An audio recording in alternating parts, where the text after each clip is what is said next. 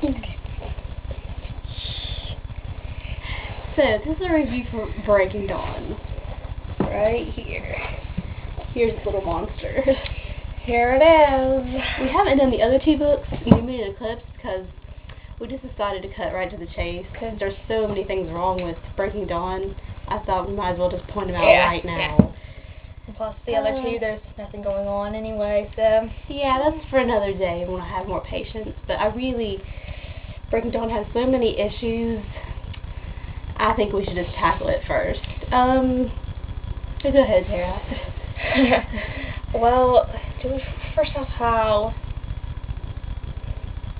we all know how it was going to end. Come on. Breaking Dawn still suffers the same thing that Twilight suffers from, like, no plot, no character development. Mary Sue. I mean, come on. You thought after Twilight, Maya might, see her mistake. Might try to improve, maybe, but she seems to have entirely missed that step of being an author. Yeah. Improving, who needs to do that, right? And she seems to have gotten worse. That's the sad part. It's gotten worse. Maybe because she won't listen to criticism. Maybe that's the problem. But anyway, we'll just go right into the review. Well, can't remember exactly what the first thing that happens in Breaking Dawn. It's Bella complaining about her brand new car. Who would complain about a brand new car? I don't know. Bella doesn't even have a car. Bella's just so ungrateful for everything she gets. I know. A car that's never been released to the U.S. She should be great. She's very grateful. I mean, I don't know any teenager that's so ungrateful that wouldn't be like, get a nice yes, car. give it to me. Anyway, then we skip straight to the wedding. Not exciting. Not great. She isn't even excited about her own wedding. And which is another way Edward's abusive, because he pretty much says that, hey, I'm not going to turn you into a vampire unless you marry me, which is ridiculous.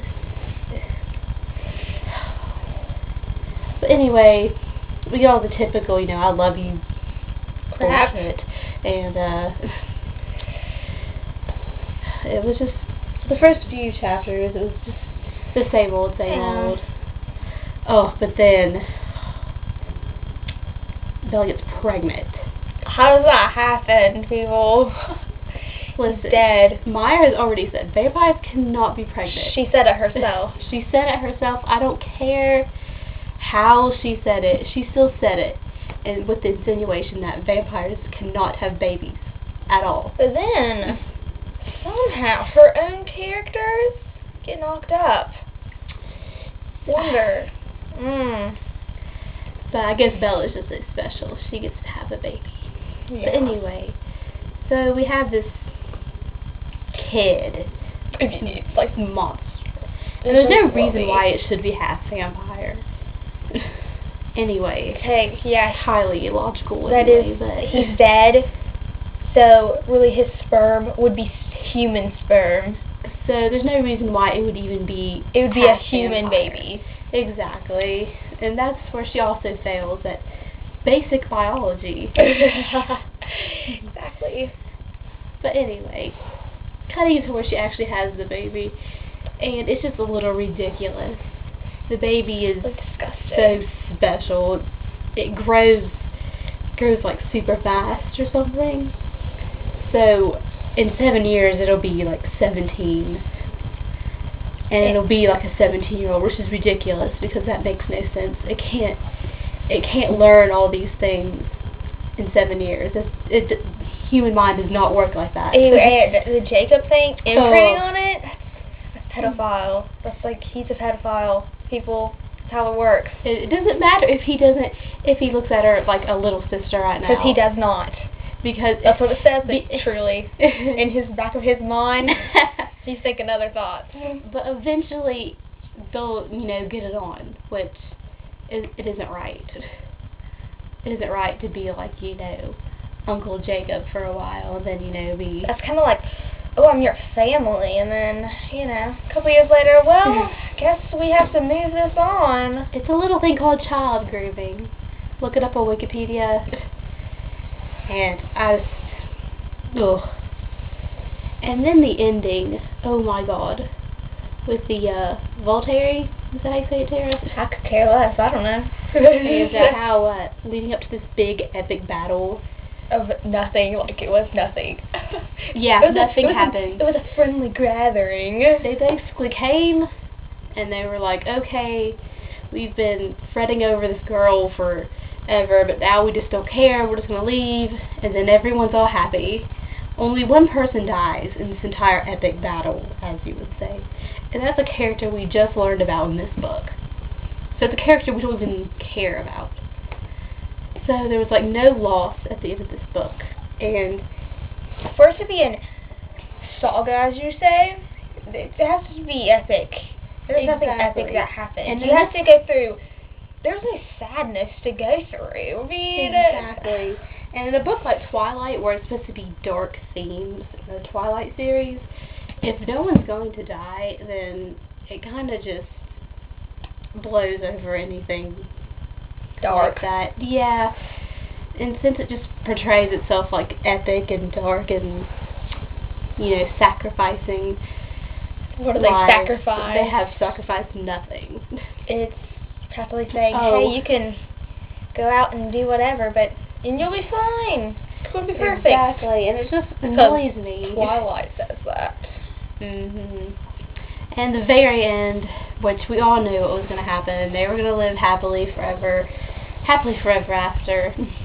No worries. And they got everything. Bella got everything she wanted, and she sacrificed nothing for any of it. She complained the whole way.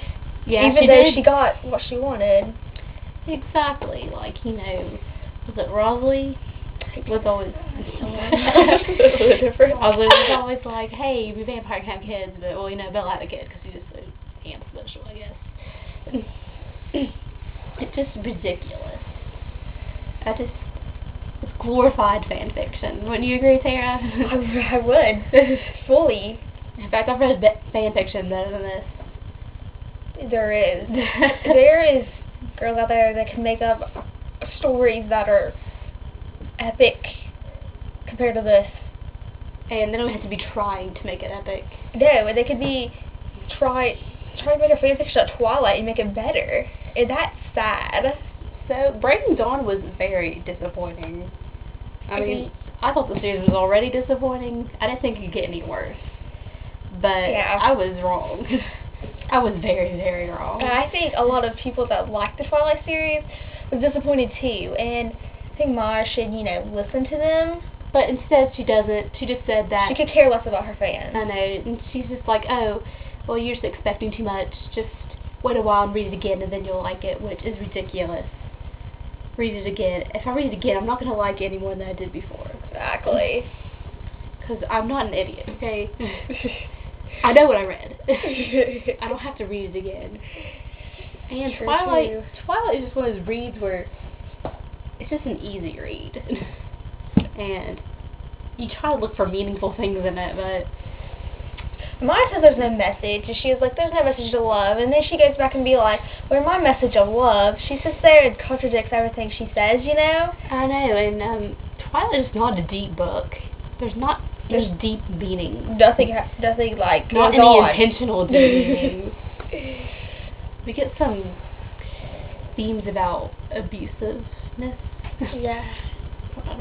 Edward's very creepy. I just don't see how people